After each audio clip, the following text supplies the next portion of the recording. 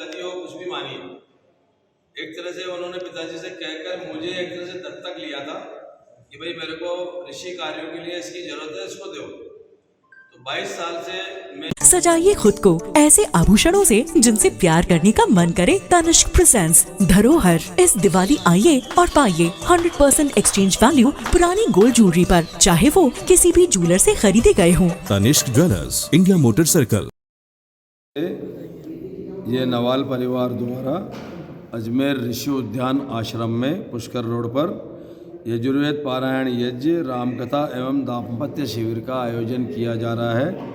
23 दिसंबर से लेकर 27 दिसंबर तक ये होगा। 27 दिसंबर दोपहर को पूर्णाहुति होगी। इसका सुबह से प्रोग्राम शाम तक इस तरह से रहेगा।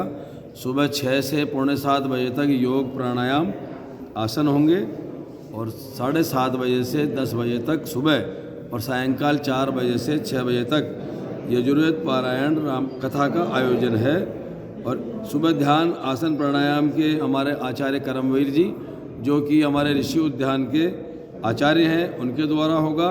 यजुर्वेद पारायण यज्ञ हमारे डॉक्टर वेदपाल जी, जो हमारे परोपकारिणी सभा के भूतपूर्व अध्यक्ष हैं, वर्तमान में संपादक और संरक्षक हैं, संपादक परोपकारिणी सभा के हैं। राम कथा आचार्य कुलदीप जी के द्वारा होगी, वो 11 बजे से 1 बजे तक होगी। ये हमारे अंतर्राष्ट्रीय कथावाचक है। 1 साल के इंतजार के बाद इनसे समय मिला है।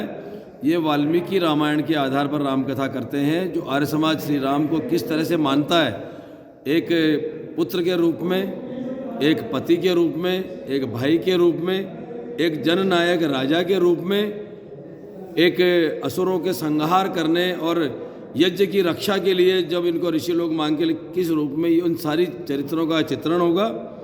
और सायंकाल में दाम्पत्य जीवन संध्या होगी 7:30 से 8:30। वर्तमान में परोपकारिणी सभा के मंत्री मुनि सत्यजीत जी इसका वाचन करेंगे, बताएंगे युवाओं को कि किस तरह से परिवार में रहना चाहिए, किस तरह से आपस में माता पिता की सेवा के रूप में, पति पत्नी के रूप में और परिवार में। तो ये सारा चरित्र चित्रण 23 दिसंबर से 27 दिसंबर तक होगा 2023। मैं सुभाष नवाल, ट्रस्टी एवं कोषाध्यक्ष परोपकारिणी सभा अजमेर और रिप्रेजेंटेटिव नवाल